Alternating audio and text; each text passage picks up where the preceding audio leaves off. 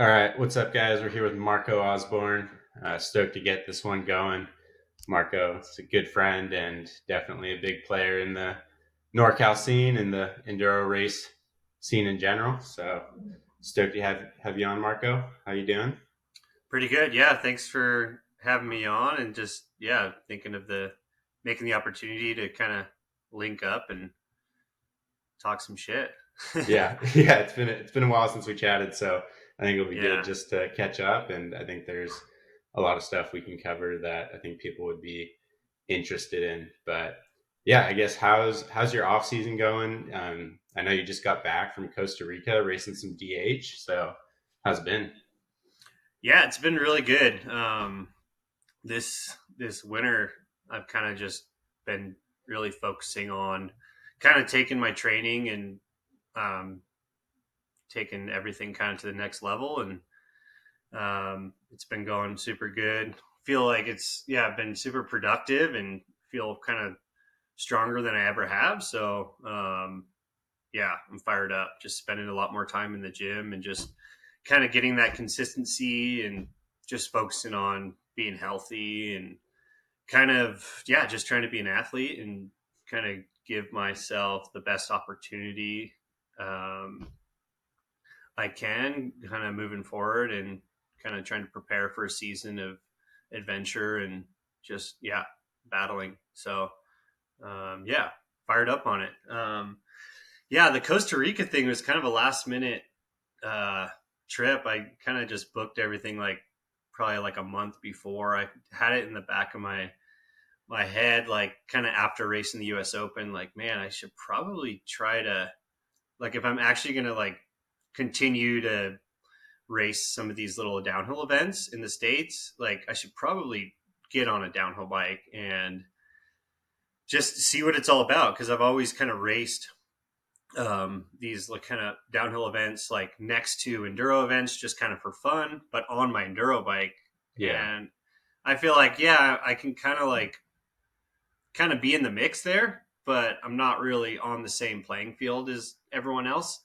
So if I'm gonna do it and like put myself in that position, um, I should probably get on a downhill bike and just, see what it's all about. It's kind of exciting too to like try something new. So, um, yeah, I figured it'd be a good opportunity to get a little bit more time on the downhill bike and, yeah, just kind of go through the paces and just see what it's all about. So, yeah, stoked I went down there. Like, it was such a cool event.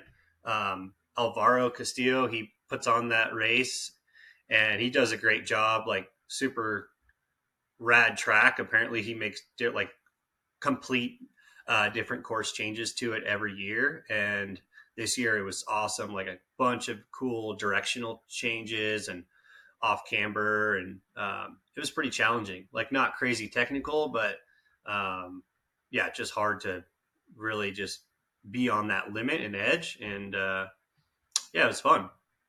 It was good. Good vibes. Good track. And just cool to see a new country and kind of new culture down there.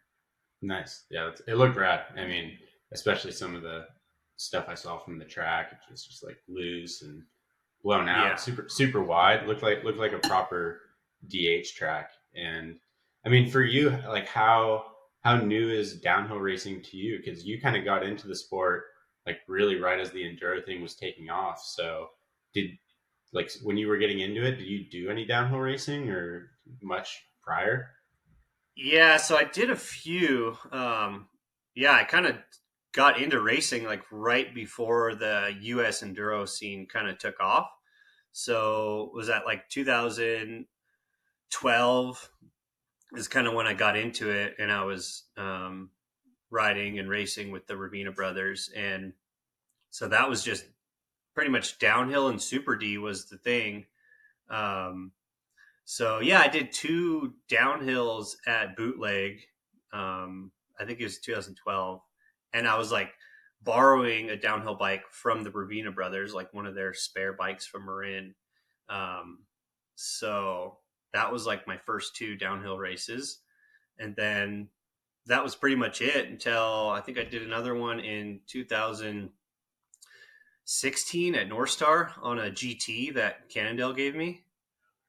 So yeah, it is pretty much, yeah, this was the fourth time I've ever raced on an actual downhill bike. Damn, it's But yeah, crazy. Yeah. like I said, I've done a bunch of I guess not a bunch, but a few downhill races on the Enduro rig, just for fun, right? Like Yeah. I've done like a couple Mammoth Pro GRTs and just I remember that, some of the dude. North Yeah. Star You races. you know what's up? Yeah, I forgot. You won Yeah, the Mammoth Pro GRT on the Lefty. Oh my god. yeah, it's Legendary, dude. I was there for that race before I even like really knew you. yeah, But I saw you come down that last section on the Lefty just cooking, dude. That's actually that's a anomaly of a result. That's something that's super badass. yeah, and it's pretty cool to look back on that because that's kind of like that was my first year, like actually as a pro, like getting a little bit of cash and travel budget from Cannondale, and I was like, man, I'm like, actually a pro rider right now, and then that result like totally like kickstarted my career and like Really? Like yeah, it did a lot for you?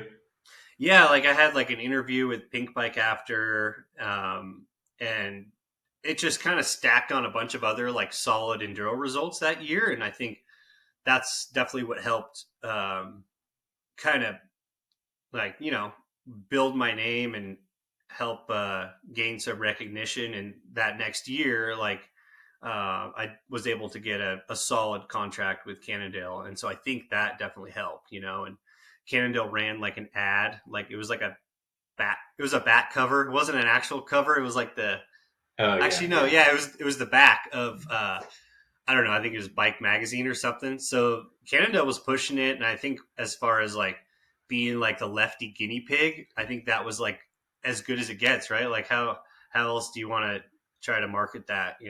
Oh, I So mean, that's a statement, like yeah, 100% to whoop on downhill dudes on a trail bike, let alone a Lefty. Like, yeah, it doesn't get yeah, any better for marketing material. So you you yeah, you did them a solid on that one. yeah, and it was cool. Like I didn't. I raced that same event the year before. Like Ben Cruz and I just Yeah. like went down to do the enduro, and we also were like, oh, let's do the downhill, and like that was when we were on 26-inch, and we had like 180s up front, and we like survived. I think I was maybe top 10. Hmm. So the next year, I was like, whatever, like maybe I can get in the top 10 again. Um, and it was just kind of like adding the event on to the enduro. It was like an extra stage, is kind of how I always looked at it. Um, and it was super weird because I didn't have any like downhill points or anything. So I was the first person to drop, Oh and no way. so yeah, I think there must have been like I don't know 40 to 60 racers in that field. Like it was stacked. And I remember just being up there, like pedaling around, like warming up, and like being the first to drop, and everyone was looking at me like, "What is this guy doing on this?" Like it looked like a cross country bike, like obviously it was like 160 in the front, 150 in the back or something. I almost forget, Were you on the but pole shock bike? Was that the pole shock yeah, too? Oh my god, yeah. dude. So it was like lefty, yeah, 27.5. And I look back and I remember the tires that I ran.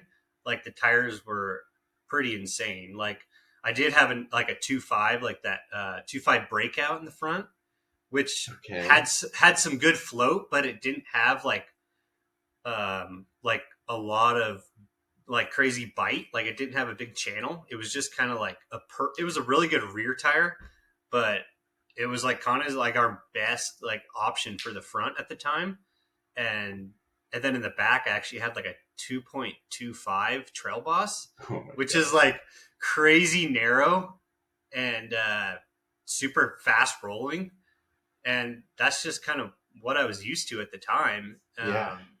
So that definitely helped me with rolling speed. But yeah, it's pretty cool. Like I remember, um, like people that I meet now that are like coming up, that are like in their young 20s, um, like kind of bring that up. They're like, "Oh, you raced the Pro GRT." Like this kid in Costa Rica. He's from SoCal. I think is Colin. And he was like, "Yeah, dude. Like I remember when I was a kid. Like I remember you from Pro GRT winning on a Lefty.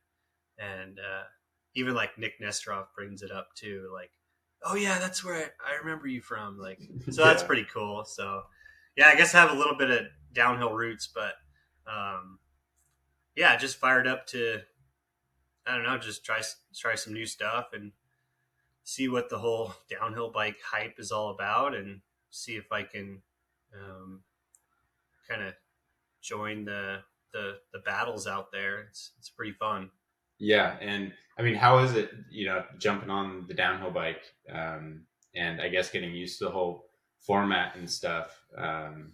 Yeah, has it all been coming pretty naturally to you, or yeah, how's it been going?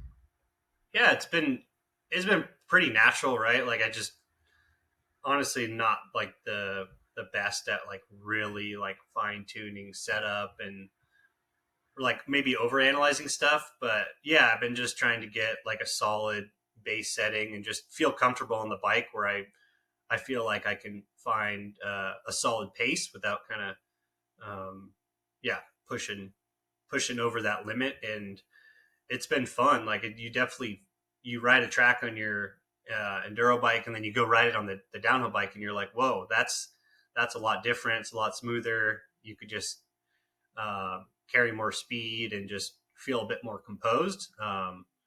So yeah, it's been fun. And it kind of hit me in the US Open last year where um, I was doing downhill practice like in between the enduro event, and I would just like the first lap I just did like a full lap, and I'm like, I see a lot of people like stopping and like walking up sections and checking stuff, and I'm like, shit, man, I kind of like actually try to learn this track versus just like trying to ride off instinct, you know.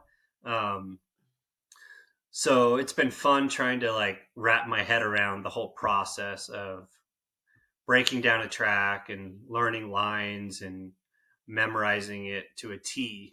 Um, so I think it's a completely different approach and different mindset as enduro, and I feel like I've kind of been missing that.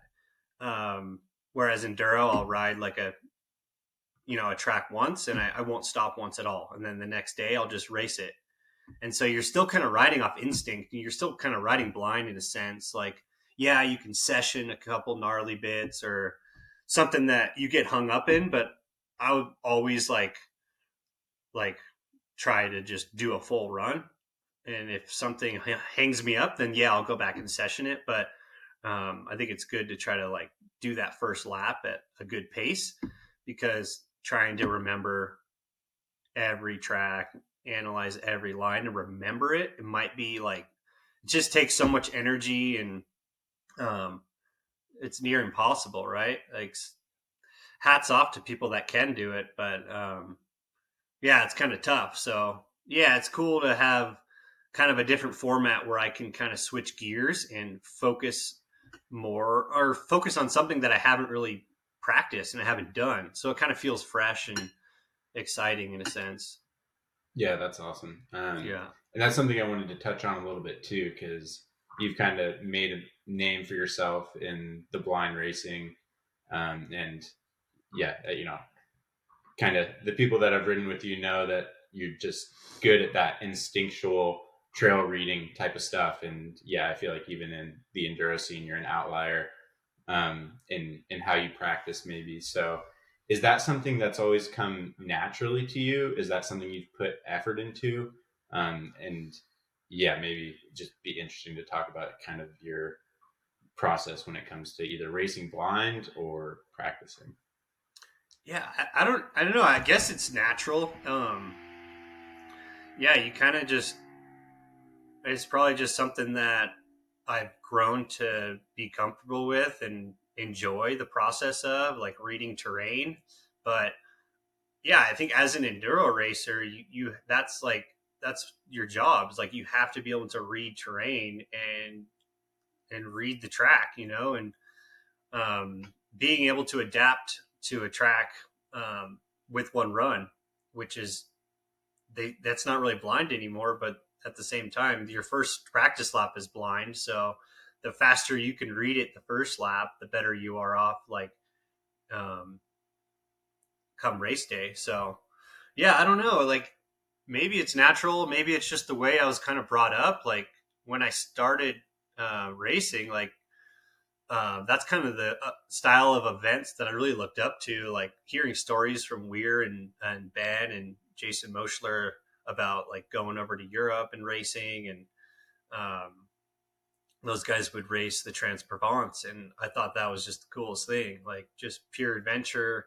Um, Racing blind, like it's all about keeping your head up and reading terrain in front of you and looking for flags and looking for directional arrows and keeping your head on a swivel. So yeah, I don't know, maybe just the way we trained, and I just whatever I kind of learned from those guys definitely kind of help push me into my career. So um, Yeah.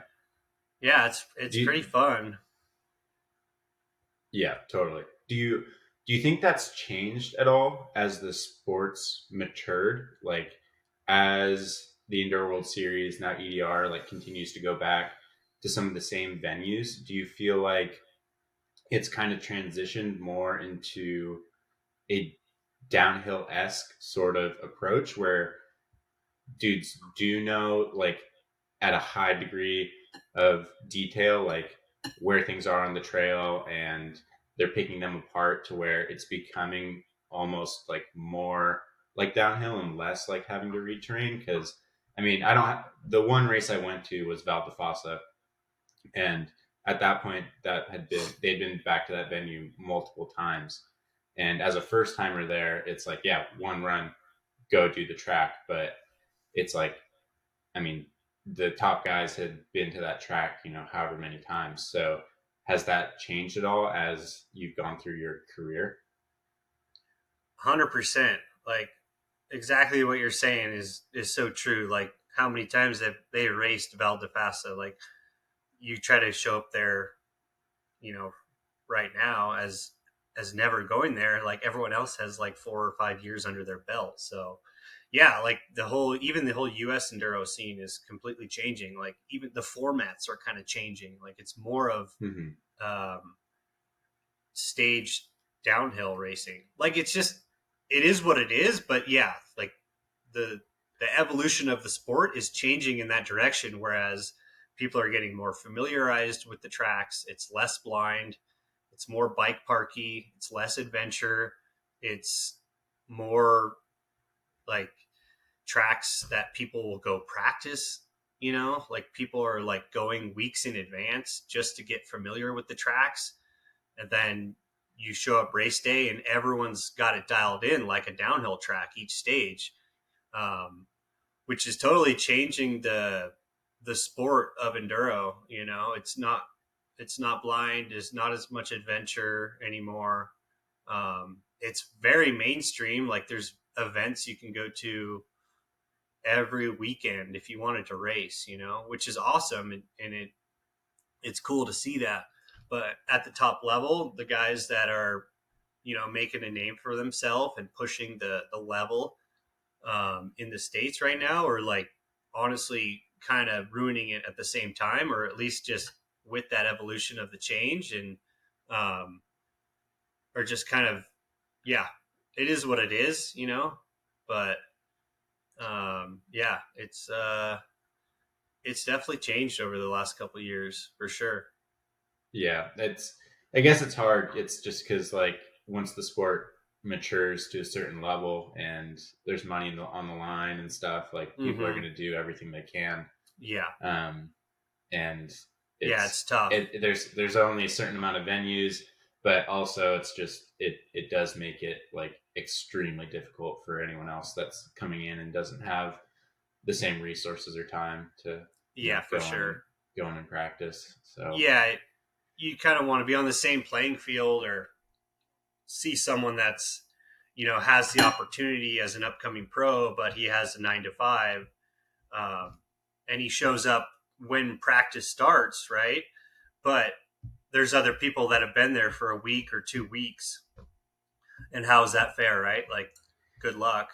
yeah, I mean, So that was, yeah, I experienced enough of that firsthand, and Yeah. it's like it just is what it is at a certain point. I mean, you try and do anything, and it's like, yeah, the people at the top, like they've got it easy, and to a certain extent, they put in the work to get there. But now, yeah, the game is stacked against you, and I feel like Yeah. it's that way in so many things. But it still doesn't make it any easier. And Right. for me, that's where I was like, okay, like I'm down. I'm down to play the game. Like I'm going to commit. Did what I could do to quit my job. Like, all right, I got this trailer now. Yeah. I'm super invested in this now. I'm Yeah. like, You're all in, right? yeah. That's what you pretty much have to do. Mm-hmm. Because it's like, even if I have a level playing field, it's like, it's a pretty big ask for me to go toe to toe with Cody Kelly and Mitch. Yeah. And I felt like I was at a place where I could at least get close. But it's, yeah, that's where I needed to take the step to go all in, to put myself in a position where I can go practice, so I can actually know if I'm Yeah. on that playing field or not. Yeah, it's But tough because and if a lot of people are like, well, since they're doing it, then we should do it. So it kind of is pushing more people yeah, to do it, which is tough, man. Like it just sucks. It's not really good for the sport, right? Like it's more downhill racing. Um, but everywhere you go, you're gonna kind of see that. Like all the Europeans will go and travel around and you know ride those trails in the winter.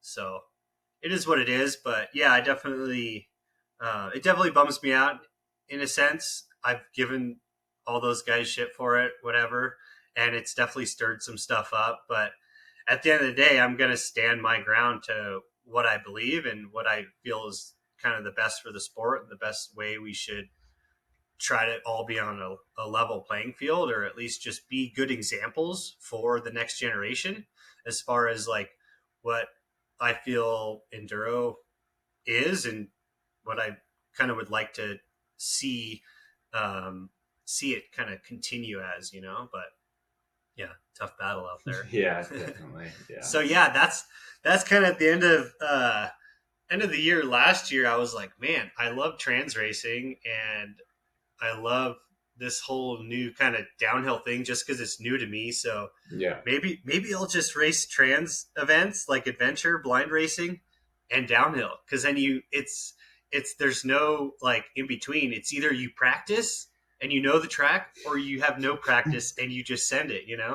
Totally, So totally. kind of Everyone's on a level playing field in yeah, those two worlds. Enduro's the exactly, middle ground where yeah, it's super tricky.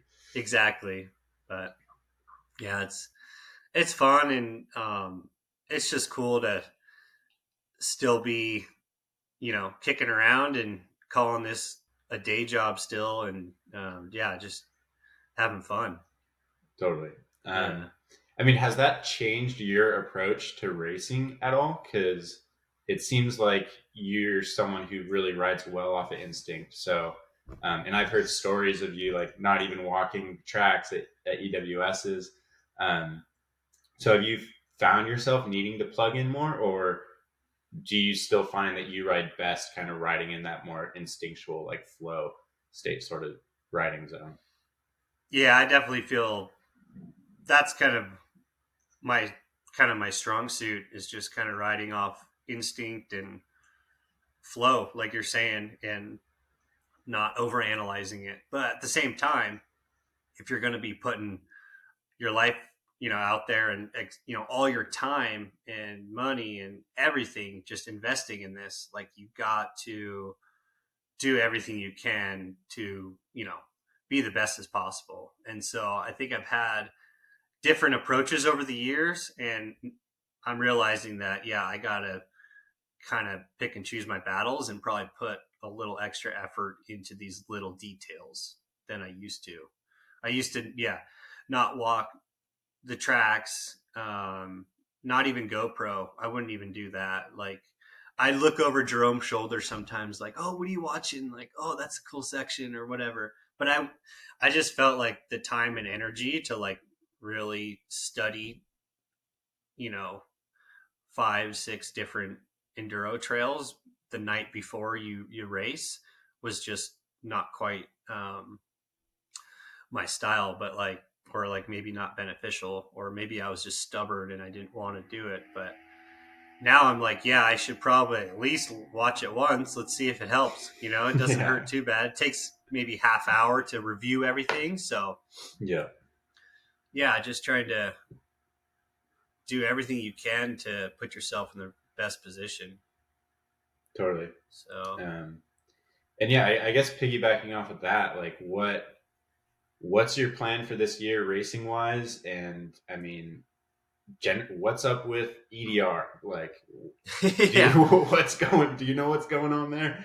yeah, it's hard to say. I mean, it's definitely with the new ownership, things are changing, and it's part of the evolution of the sport. And there's a lot of negativity around it, you know, and a lot of brands maybe aren't seeing the value in it as what they used to because of the change. So yeah, it's definitely in a weird spot, but um, at the end of the day, that is the top level. And if you want to prove yourself at the top level, then that's where you do it. So yeah, I'd love to give a full series a go again, but it's like with resources and the you know the way my sponsors see that value is just they don't really align right now. So yeah, it's definitely tough and in a weird spot, you know, with all the teams disbanding or a lot of riders getting dropped. It's kind of weird, but at the end of the day, the series is still going. So um, yeah, it is kind of weird, but yeah, they're changing. Like they're more of like a 1 day event. It's more downhill, shorter tracks. Um, not like big 2 day adventures anymore. I mean, I only did two last year, and that's kind of what I got from it. But they were both 1 days, and you had a rest day, which we've never had before. Um, but the 1 day of racing was huge, and it was nonstop. Like you had a 25-minute lunch break, and you probably like in the pit zone. So like if you had anything to change in your bike or even eat food, like you had to hustle. And then like riding to each stage, like it was pretty tight. So you were like on the bike moving for 6 hours, 7 hours. So it was pretty full on. So that was cool. But um, yeah, it's just not like those big four days in a row, 2 days of racing. It's just a little different format. But yeah, most of my bigger supporters and partners, they honestly are like, yeah, we don't really see the value in that. I mean, unless you're in the top five, unless they're talking about you all the time, then we don't really see the value in that. And they see more value in racing in the States. So Okay. that's kind of what I got from a lot of the discussions that I had this summer. Yeah, and I mean, how has your relationship with their sponsors and I guess you're just positioned as an athlete changed throughout your career? Because I feel like the sponsors telling you that is a pretty big departure from, I guess, how you would have operated on Cannondale. When it, 100%. yeah, Yeah. Yeah. When I was with Cannondale, like that's literally like all they cared about was pushing myself on the EWS and becoming, striving to be a podium guy or be consistently in the top 10.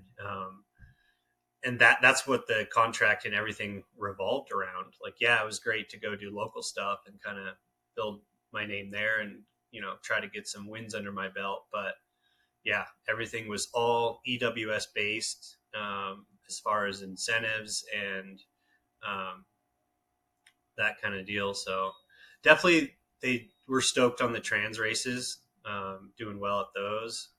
I think those are pretty cool. They get a lot of media coverage. I mean, at least they used to.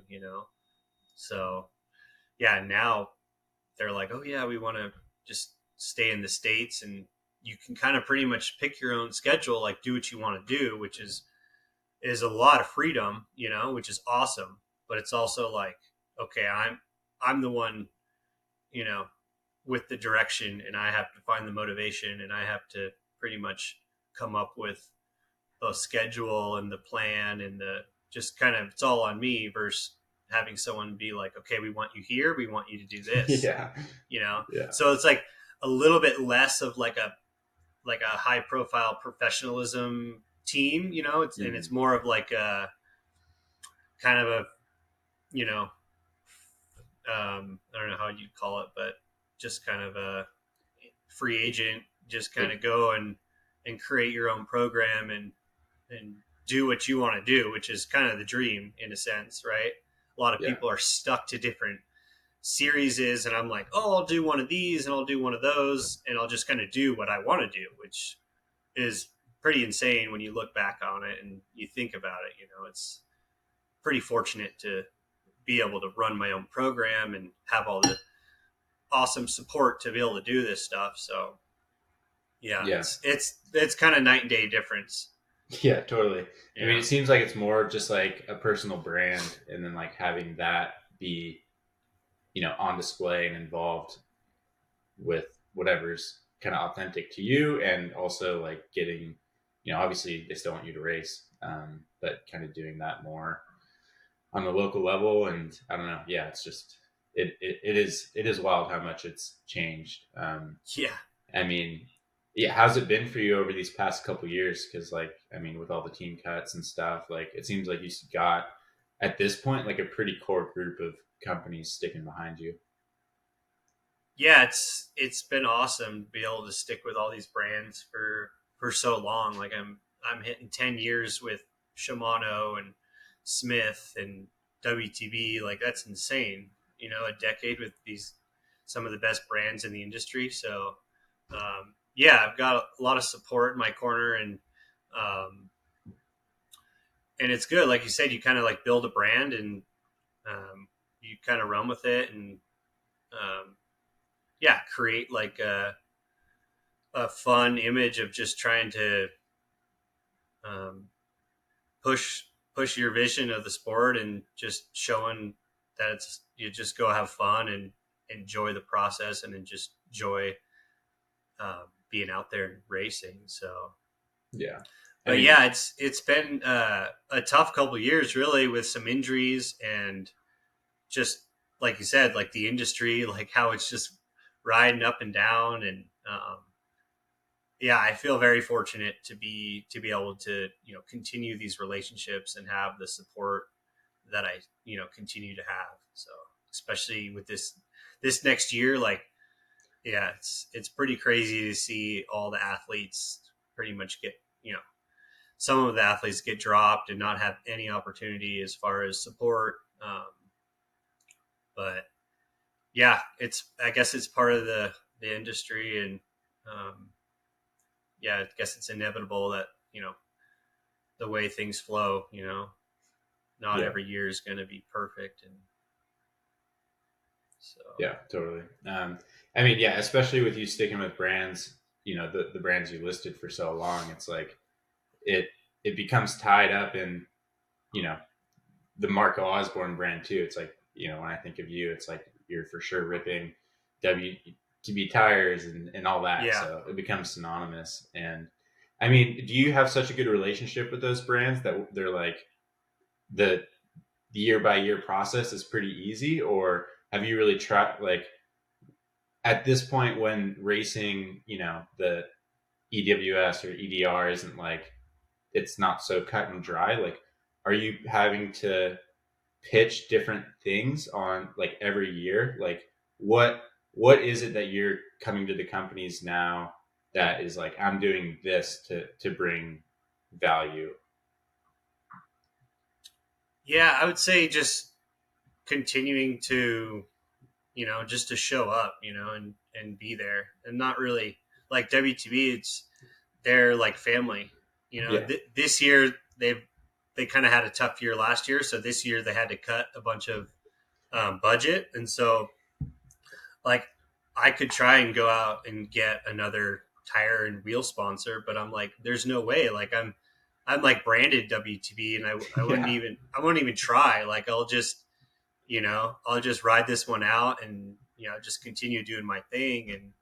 Um, and I feel like most a lot of the brands I like talk to, I'm not really trying to pitch stuff. I'm obviously trying to be like, well, how can I get more involved? And Yeah. like, are you happy with what I'm doing? And they're usually like, yeah, just keep doing your thing and keep showing up. I think they, really enjoy seeing like, the U.S. scene, kind of getting involved with the smaller, like little cycling communities, like Humboldt, those kind of events, Yeah. and just going around and spreading the stoke and just kind of doing your thing.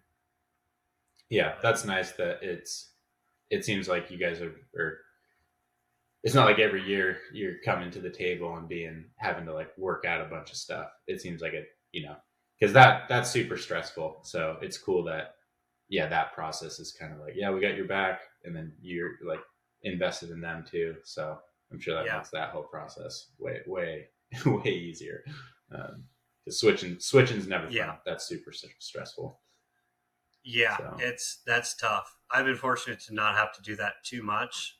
Um, but yeah, it's, it definitely is good. It kind of teaches you to, you know, to, you know, to communicate with brands and learn how to just kind of voice your like kind of self-worth and kind of stand by your brand and that kind of thing. So um, it's definitely good practice, but yeah, it definitely gets old every year yeah.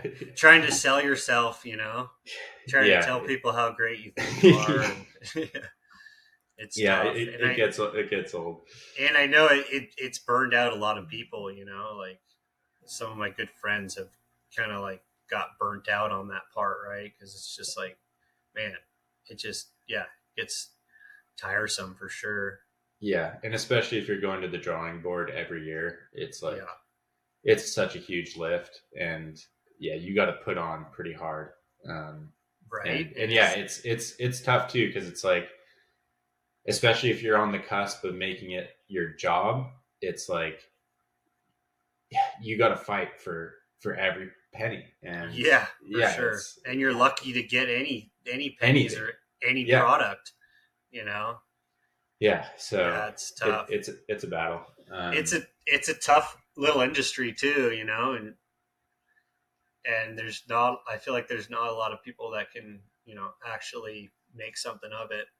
Yeah, and it's its own skill too, and yeah, it requires a lot of patience and diligence and some graphic design skill and communication, and the bike industry is just a mess, so that makes it really Yeah, tough too. yeah, those kind of So things you just checked on. I'm like, yeah, I need help with all those. yeah, Yeah, yeah, but but yeah, one thing you touched on, going through this, especially talking about your sponsor sticking with you so long, is that injury you had that was affecting you for quite a bit. So, um, yeah, for people that don't know, like what went on there, and yeah, what was that whole process like for you? yeah, it was kind of a wild process and scenario. But I think it just stemmed from kind of a bit of like overuse injury, um, from some kind of wrist trauma. I had a scaphoid surgery. I think it was in 2020, and I rode in 2019 for like 5 months with the broken scaphoid. So I think I just put a lot of stress on like that nerve track in that arm, um, and that finally kind of hit a breaking point, and it's still kind of a mystery. I don't really know. I had like a nerve entrapment, kind of just like strained the nerve, but end of the day, yeah, it just took a long time for that nerve to calm down and the whole nervous system just to kind of like understand what the heck was going on. And yeah, it's is a weird thing. I still kind of like deal with some sensations now, but now I just have like a better understanding of what's going on and like how to deal with it. Um, but yeah, it was a journey, like chasing the whole MRI thing, and then realizing that your brain is just producing this pain and breaking at this chain, like that's the weakest link. So any type of stress or pain, like that's where you're going to feel it, even though you're not even using your arm. So yeah, it's just a Oh, is that kind of what it? weird thing. Yeah, is that kind of what it came down to? It was like, In the end, like yeah. yeah, that was kind of like my breakthrough kind of situation. My breakthrough moment was when I teamed up with Timmy Evans. I had a couple FaceTimes with him. He's a physical therapist at a Bend and good buddy that I've raced with, over the years. And he's a physical therapist, and he was like, you know what? Like this sounds like central sensitization. And I was like, what the hell is that? And he was like, oh yeah, it's when your body gets stuck in a pain cycle and continues to produce pain, even though that it's you're healed on a tissue level, but you continue to your you're continue to send that pain signal to that area, and so your brain gets stuck in this neural pathway. And so yeah, I'll still feel it now, and I'm like, oh, it's just like the neural pathway is just firing. It's just yeah, sending this stress hormone or whatever it is to that area, even though yeah, I'm fine. like nothing's happening in your wrist or your arm Yeah, or wherever yeah, you're like feeling it. Okay, see that makes sense, at least. mm-hmm. But man, it seemed like it was such a journey to get there. Like Even to how? just get to that point. Yeah, I mean, how long did that process take you? I mean, it was like a year or more, right? Yeah, I was 14 months off the bike. Yeah, Yeah, that's heavy with like no real understanding of it or like expectation. I mean, that's got to be the yeah. hardest part.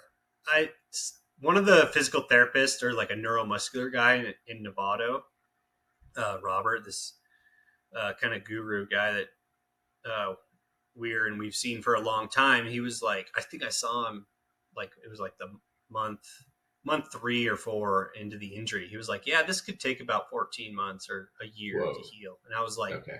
I don't want to hear that. Like, what are you talking? Yeah. You're like, my wrist just hurts and nothing's wrong. Like, what are you talking Yeah, about? it's just really bizarre injury. And Yeah. at the end of the day, I pushed through so many injuries in the past and just kind of maybe neglected a little bit of the maintenance work.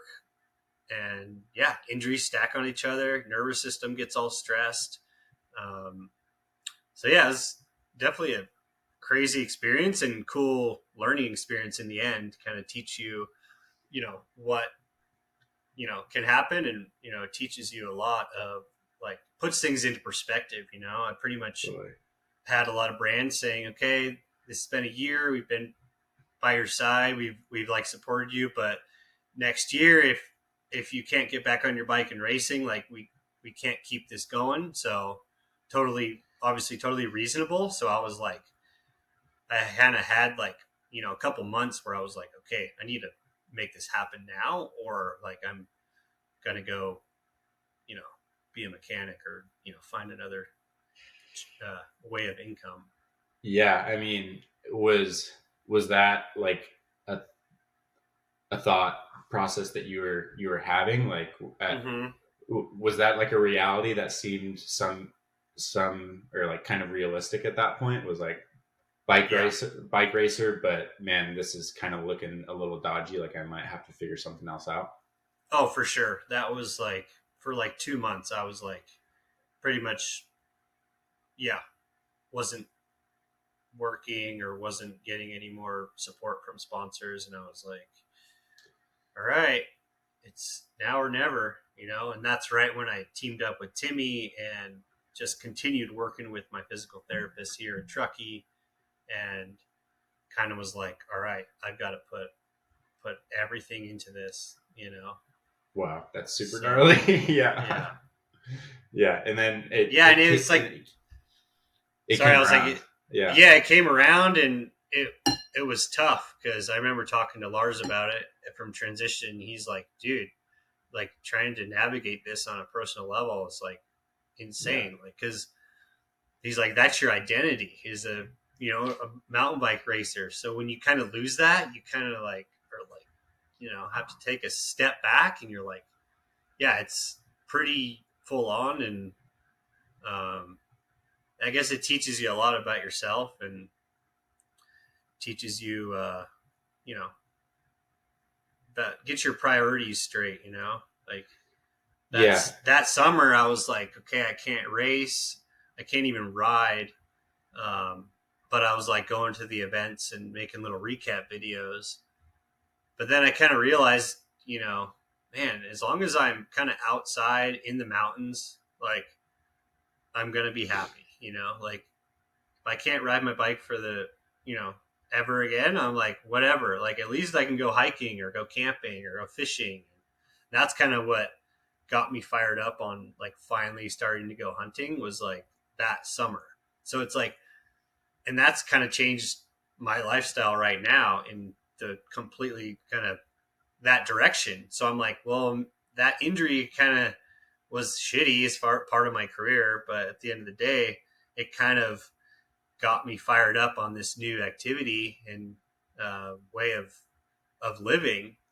So in a sense, it's kind of like, yeah, everything kind of works out for a reason, and I wouldn't really change it any way. Yeah. Totally. And I mean, I bet that, yeah, that's kind of like a hard reset to come into racing with a bit of fresh perspective. I mean, Mm-hmm. just hanging out with you, it seems like you learned so much health related stuff Yeah, that for sure, like, is helping you right now with your preparation. And then, yeah, yeah, you got uh, some hunting memorabilia out yeah. behind you. So, I mean, it seems like that's been going really well. Do you want to just like touch on, yeah, how hunting's like fit into your life? And I don't know, I feel like you've always been really good at having stuff outside of biking that you're really stoked on, and is also like part of your brand that seems to also add value to your biking side. And like, I think that's something that's like been, I don't know, I think that's something that's kind of unique, and what's kind of cool about your presence in mountain biking is it's kind of more than just the bike. Yeah, at the end of the day, like it's kind of you got to have you know a whole package as far as like a brand, right? Not just being fast on a bike, but like how are you off the bike? Like, do people want to hang out with you? Are you interesting? That kind of thing. And I think it just comes naturally to me, just kind of sharing my activities that I like to do outside of bike racing is just yeah exciting for me. Like I love it and I wouldn't change it any other way. And it seems like sharing those experiences, people um, can relate to it as well. So I think people gravitate to that. But but yeah, it was. I mean, I kind of got fired up on hunting. Like my brothers have hunted pretty much since you know since we were in high school, and they would always be like, come on, like get your hunting license, like let's go, like blah blah blah. And I was like, no, I'm racing, like I don't have time for that, like because it's kind of like in the end of the bike season is when hunting season kind of starts. And so I kind of never got into it until the summer of that injury. I was up in Montana visiting my brother, and we did an awesome fishing trip with all my brothers and my dad, and we were just camping and fishing and just kind of enjoying time together in the mountains. And so driving home from that trip, I was like, I think this is the year. Like I want to finally start hunting. Like so, finally got my shit together, got a rifle, got my my license, and started putting in for tags. And yeah, I couldn't race that year, but then all of a sudden I was like doing this new thing where I was like hiking around the woods with a rifle, like trying to put food on the table. And I was like, I don't know, it was just such a raw and real experience. And you just get to spend time in the mountains and like you literally challenge yourself like you've never challenged yourself before. So I think I just kind of gravitated to that experience and that challenge, and um, luckily found success right away. And obviously that gets you kind of fired up to kind of keep pushing and keep going at it. So yeah, just kind of been full on with it ever since. And um, yeah, super fired up to kind of learn something new at the end of the day and be able to put food on the table for friends and family and know exactly what you're putting into your body and where it came from. And yeah, best high quality protein on the planet. So, I mean, yeah, as an athlete, you want to, you learn to, try to figure out how to fuel yourself the best as possible. And I think that's one of the best ways right here. Yeah, it seems like that whole experience, it it would just check a lot of boxes. Yeah. And It teaches you so much, like yeah, success, failure, hard work, a lot of failure, you yeah, know. And if you can learn how to fail and adapt to that, then what's stopping you? And you take all those experiences and what that teaches you emotionally and mentally, and you take that into, you know, whatever you got going on in life. And it just kind of makes you a stronger individual. yeah, totally. I feel like there's parallels that could be drawn between bike racing, and it's cool that the food you get, you know, helps you go bike racing by Right. fueling your body. It fuels your everyday adventure. Yeah, Um, yeah. And I've always grew up like, fishing, and my dad would take us backpacking as a kid. So kind of had that like sense of adventure and raw experience, like since, you know, we were probably 10 or whatever, 8 or something. So I feel like this is just kind of relighting that fire and also taking it to the next level. totally. Um, and yeah, kind of piggybacking off that, like, what have you? Because it seems like diet and like you've learned a lot of health practices like through the injury and like maybe in parallel with the hunting. And you mentioned earlier like this off season you're taking your training to the next level. So what does that whole package look like for you right now, and how's that maybe different from what you did in the past? Yeah. So in the past, I've like some years I would like go to the gym, like full on gym program, um, like very consistently. But in the last probably, I don't know, 3 to 5 years, I kind of took a step back from the gym. I would do some home workouts and that kind of thing with some weights that I have here and body weight stuff. But yeah, I just feel like to be a top athlete and to give yourself the best opportunity and just prepare for a season of battle and just kind of injury prevention and just trying to be the best as possible and just kind of continue to try to compete in the sports right now. Like you kind of have to be in the gym, you know. And I was like, well, after last year, like having an okay year, little hiccup with an injury, but showing that I can still win races like without doing a gym program. I was like, yeah, I want to give myself the best opportunity moving forward, and I want to see what I can do after a whole winter of like consistent training in the gym and just taking the diet to the next level and just kind of trying to do everything I can, and put all my time into it because kind of look at it also like I'm 32 now, so I don't have. I mean, we'll see how long I can keep this going, but I need to really like buckle down and maximize my years here instead of just kind of being like, oh, I don't need the gym, or I could just kind of like ride off instinct or ride on the bike training or whatever cross training with other sports. So yeah, I really want to try to, you know, maximize these next few years and just try to, strive to be a better athlete, So Yeah, a lot of as far as diet, it's just a lot of wild game, a lot of red meat. Um, this last month and a half, I've pretty much been going on like a carnivore based diet, like very low carb.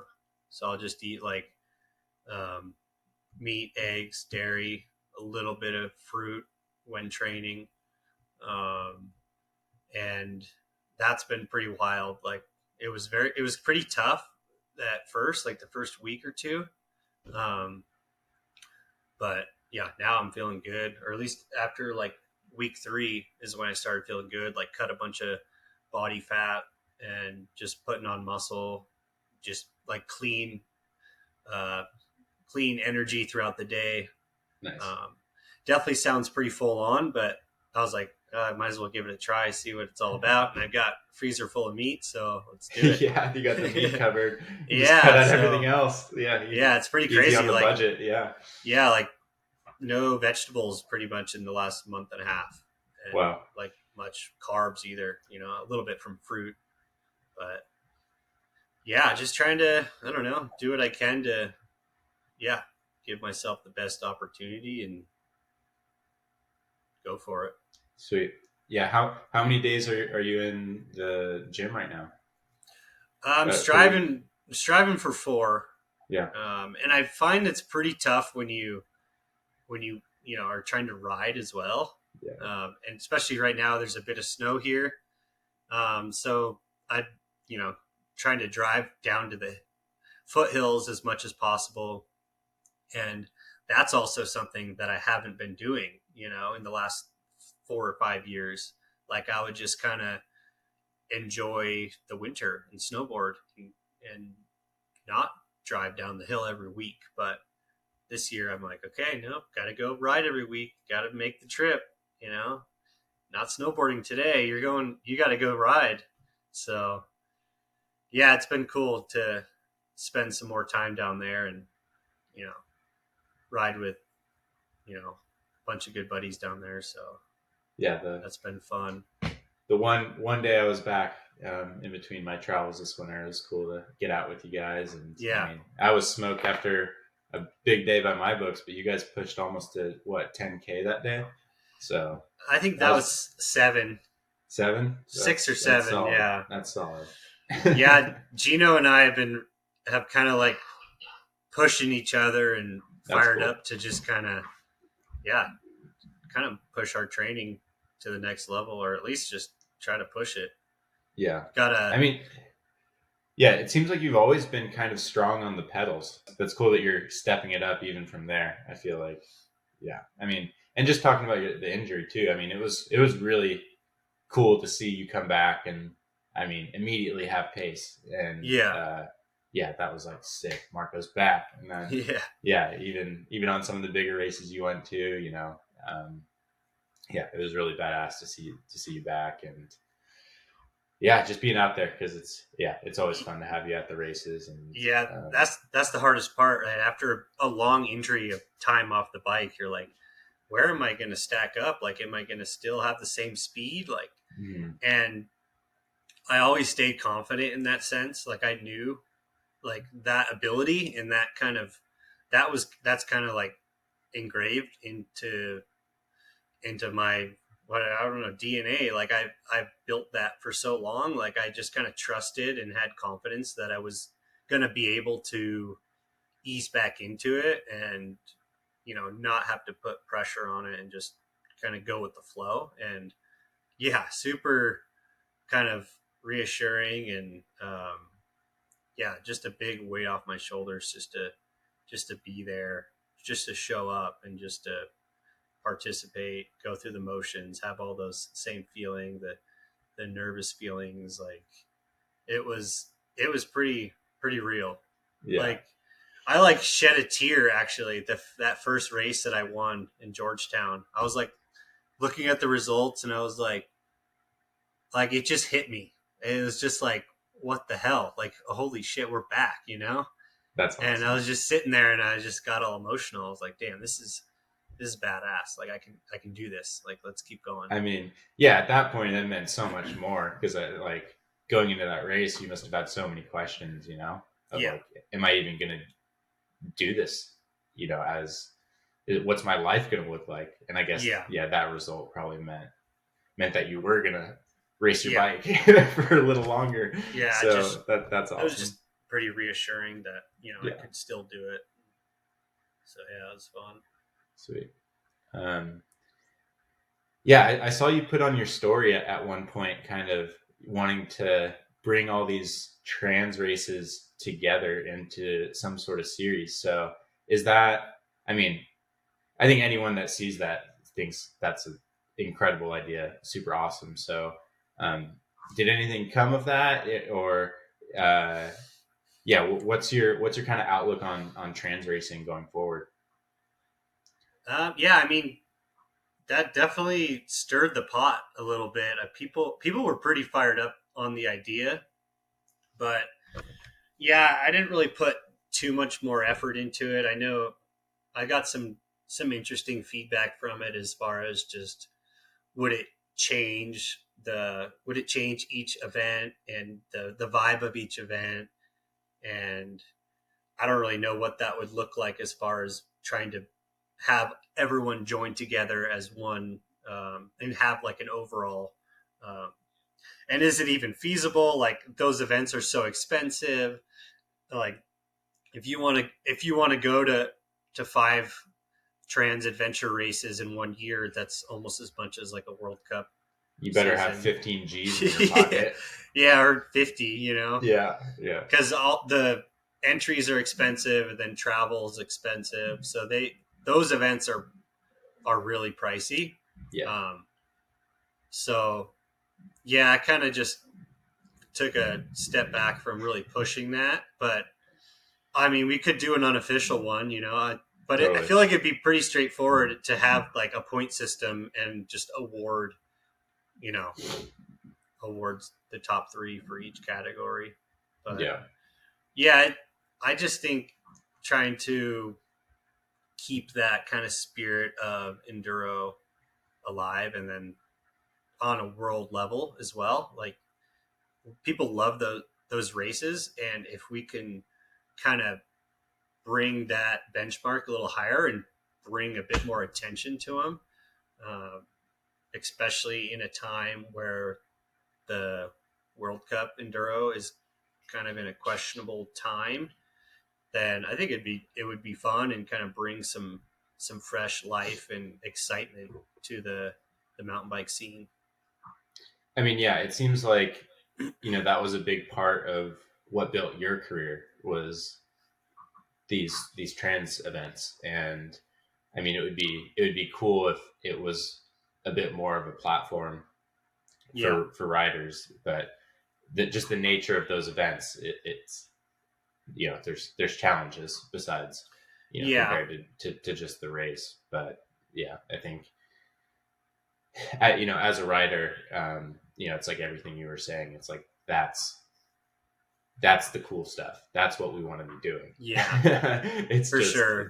the nature of it is a little tougher to execute Yeah, on such a larger scale. But yeah, yeah, and yeah. Go I ahead. was gonna say that actually um, stirred up Ash, who is the one that created Trans Provence and now Stone King, and he's like, we got to talk, and so we ended up getting on a call and talking about both of our kind of views and our vision about the subject, and he had some pretty interesting insight and ideas, and it was a little different than mine, but it either I think he's on the right track, and what he was talking about would be really cool, which kind of would be a completely different series. But Yeah, yeah, I don't. It would just take a lot of effort. We'd need Red Bull or something to get in there. yeah. But Someone it come in, man. Yeah, it would be cool, like Red Bull, kind of like the way they talk about the hard enduro races. Like they do really good coverage for those moto yeah. enduros. Right. They do. So if we could kind of create something like that and kind of take the format of trans and EWS and kind of create a different kind of world series would be pretty cool. Yeah, I feel like that's you'd almost be coming at it from like a different angle, and I think you would also want to have like, you know, the level of the sport, you know, it would still need to be like there, but I feel like it's a little bit more compelling to a viewer. It's like we're going on this adventure in this Yeah. remote, you know, it's there's just a little bit more going on there, and I feel like that hard enduro stuff has, I don't know, that sense of adventure, and dude, just doing and completing this event is really epic. and, Yeah. It's a that, win. yeah, totally. And there's an aspirational element to that, and like that's kind of why people watch. Is like, man, this is like a hard thing for like not everyone's going to finish this race. So like, let alone the people at the top. Yeah. Yeah, there's a lot of compelling stuff there.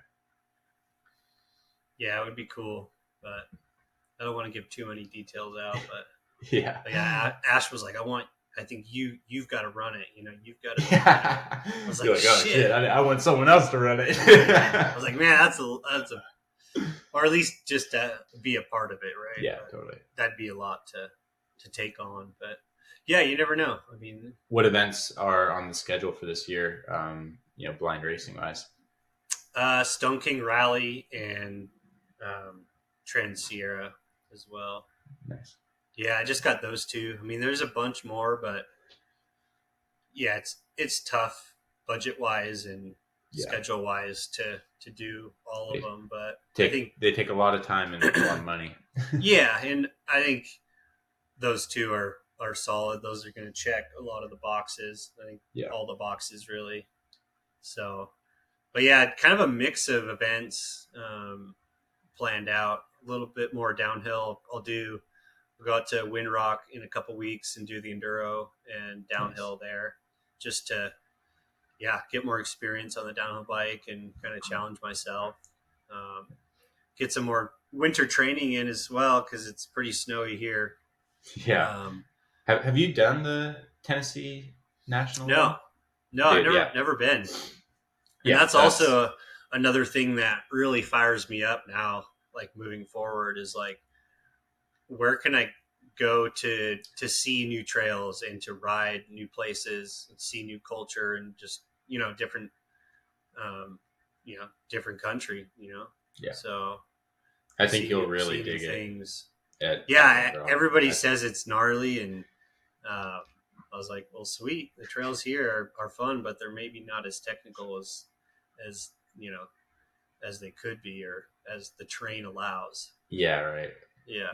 But yeah, do some local races. Do the first two EDRs. I guess EDR, it sounds weird. EWS. Yeah, I know, right? Yeah. But yeah, do those two. And then the Stone King Rally, Mega Avalanche, which is kind of a crazy. Nice. Crazy schedule there. Amy, have you done that before? No, I've never done Mega. I've attempted to do Mountain of Hell, but that didn't end very well. But yeah, Amy was like, I really want to do Mega. Like, we should do it after Stone King. And I was like, I don't know. Sounds pretty gnarly. So that's a hefty 1-2 punch right there. Yeah, pretty. And then if all that works out like as planned, then come home and do Downeyville. That'll be like the month of mountain bike pain, dude. Glory. Just like Gino. I told Gino that. He's like, dude, that'd be like the mountain bike world championships. Dude, that is like, that would be just the mountain biking trifecta. Yeah. So Amy, it was her idea to go for it, and I'm like, you know what? All right, let's do it. So yeah, that should be fun.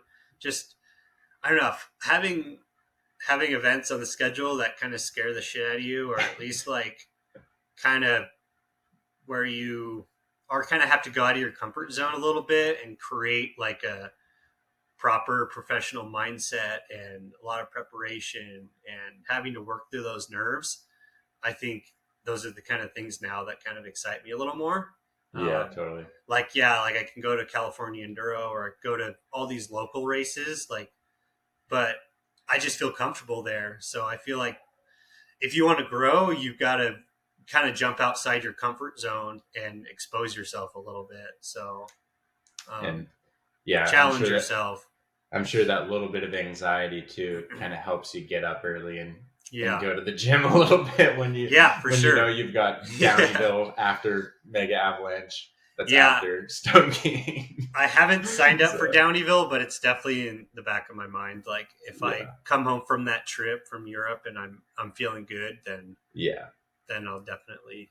I'd love to just have fun. It's just a fun event, and it's fun to challenge yourself in that sense. But man, it's such an XC race. It's so gnarly.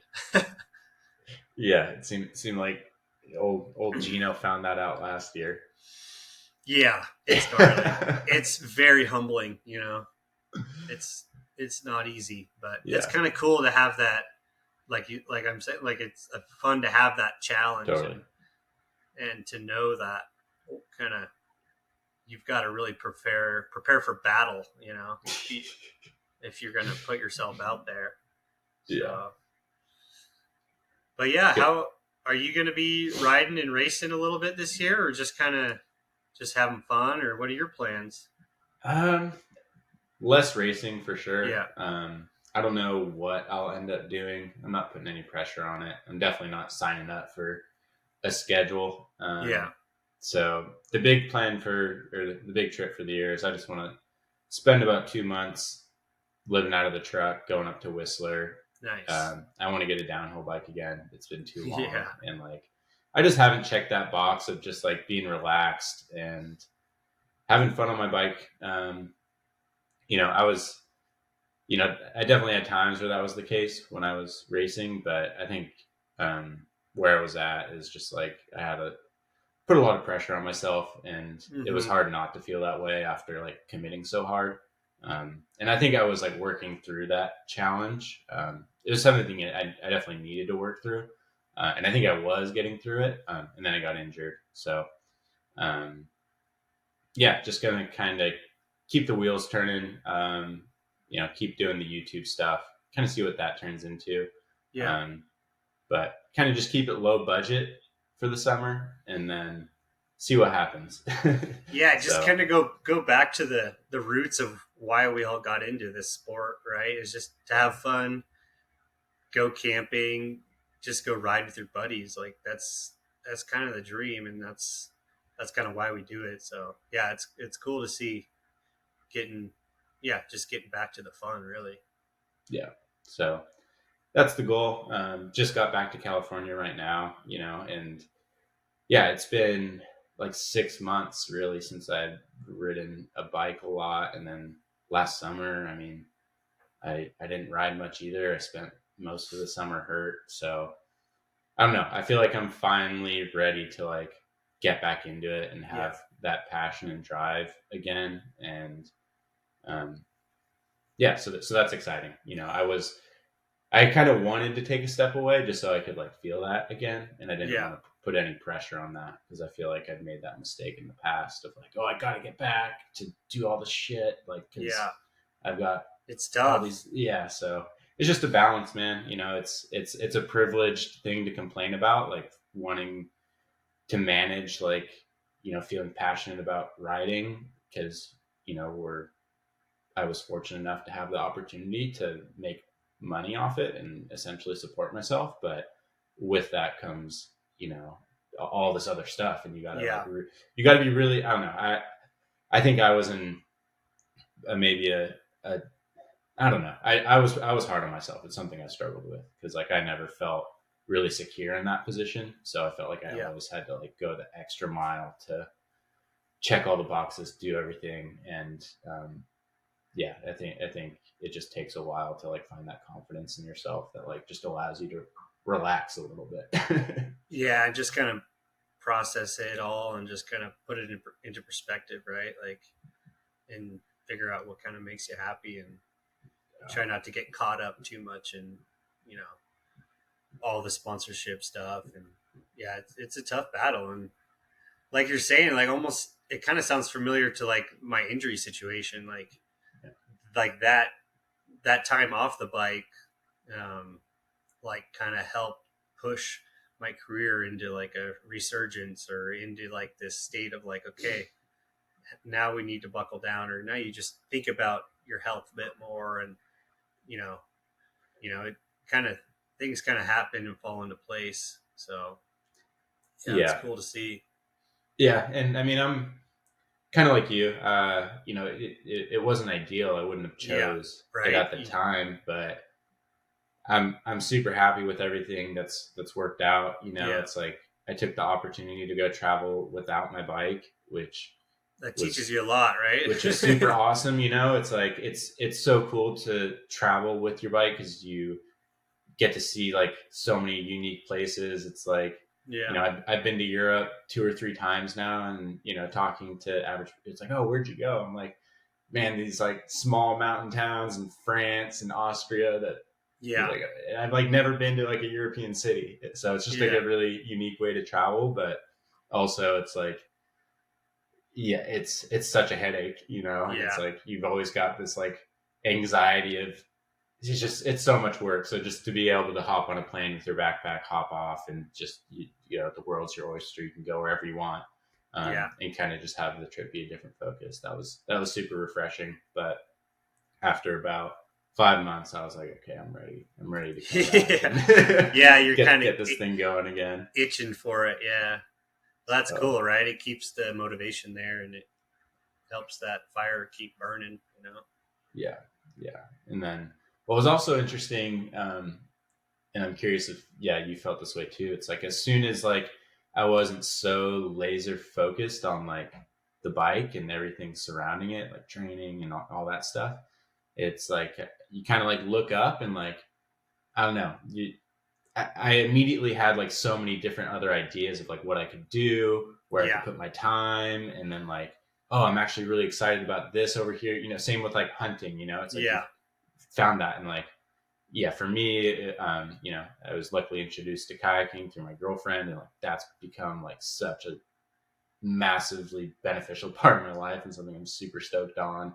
Like picked up a camera again. I don't know. It's just like a lot of things come from it. So, yeah. um, It's all about the way you look at it, right? Like, there's so many other awesome things out there, and I think it's important that you know you do other things and try to keep things fresh. And um, yeah, it's like there's we kind of are stuck in this little mountain bike bubble, and it's those tough times that actually give us the perspective to teach us what else is out there. So yeah, yeah, yeah, and it's a two-way street too, where like all these things that are challenging that were kind of like for me that I'm putting my time in. It's like all the lessons that you learned through mountain mm-hmm. biking about like applying yourself to the highest degree. It's like Yeah, all those lessons. You're like, oh, sweet, like I can actually manage this like super easy right, now, and I actually don't have all this stress. So yeah, I don't know, it just makes everything else easier. And I think that's totally,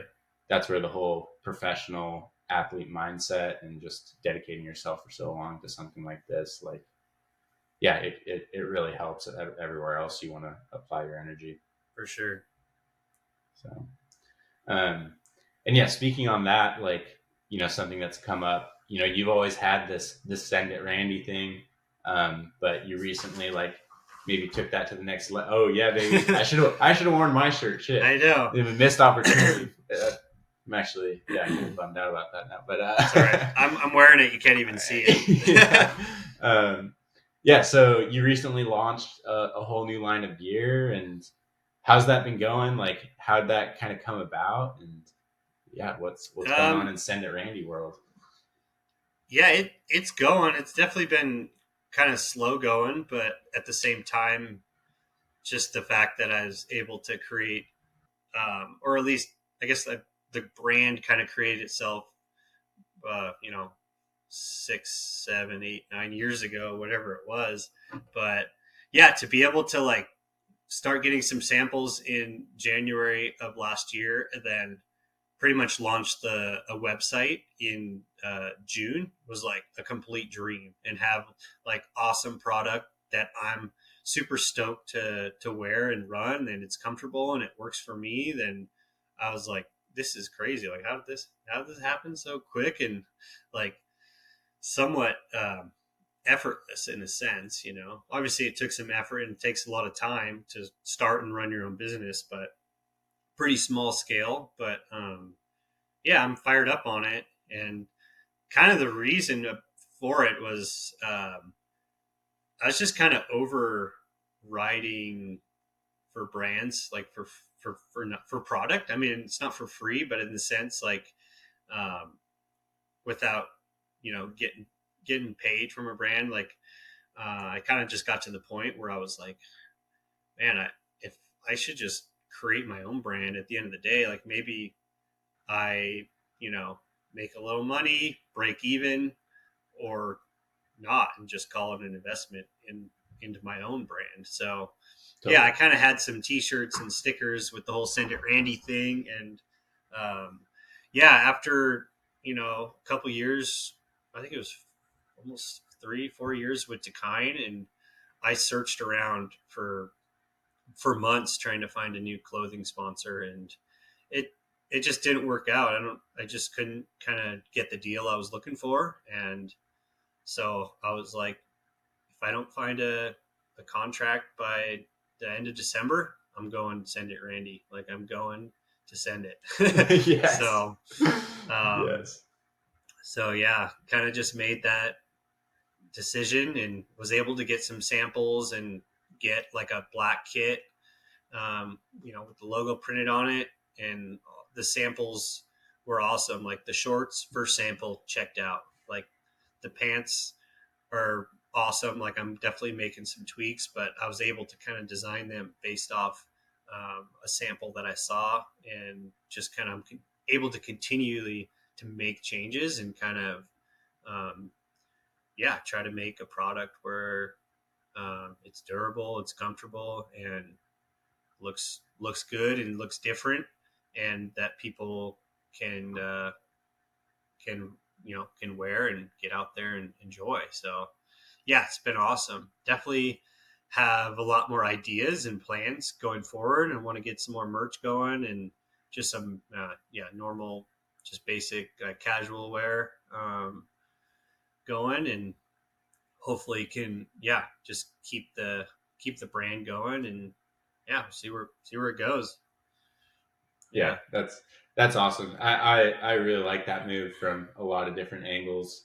Because yeah, it's like I don't know. At a certain point, it's you, you know your place, like and the yeah, value you add, and it's like, man, when you really break it down, it's like if a clothing company is sending you like a handful of sets of gear that they pay, you're like, this is really costing them like maybe $400, and it's like yeah. what, and you're For a like for a huge advertisement, like as a Matt. clothing, Yeah. like your clothing is probably the biggest advertisement when people see you on photos, and they see your bike, they see the color of your fork, but like riding, like it's a huge billboard, Yeah. and like to do that year after year, and like even have a good relationship with these companies, but then like it just doesn't add up on my end the way I see it, and I No. see the way I value myself. So um, yeah, it's a tough industry. So at the end of the Yeah, I day, mean, like it's been rough on the clothing industry, but that just doesn't yeah, change like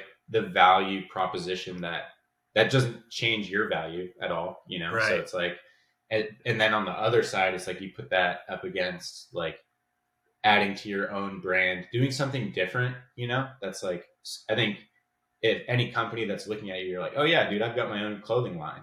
yeah, That's my own brand. That's like got a legitimate there's like something tangible there, that you've built over the past few years, whether you've tried to hmm or not.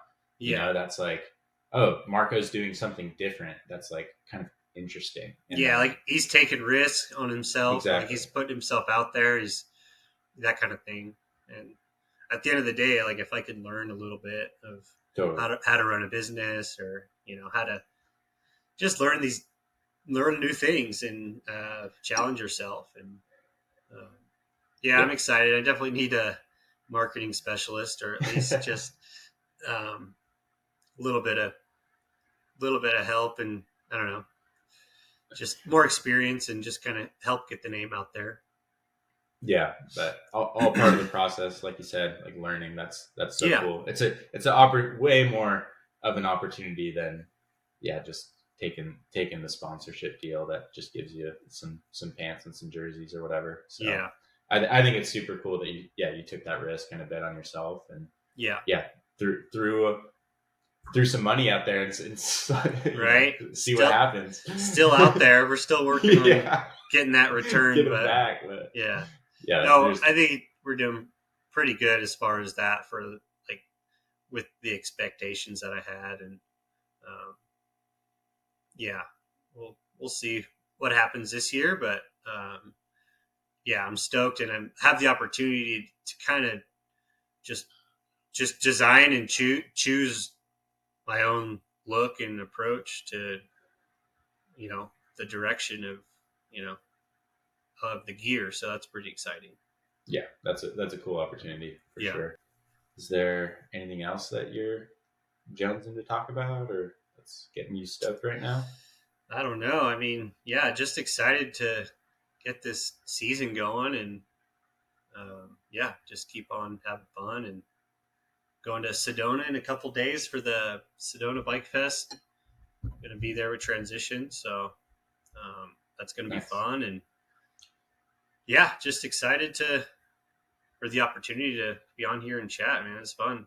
Looking Yeah, forward totally. to getting out there and riding now that you're back. Yeah, dude, I'm jonesing to get out there. So Right? um, yeah, we'll touch base, and I'm sure we can. When you're down the hill, you can get on some bikes. Yeah, It after seems Windrock for sure, it'll be fun. yeah, dude.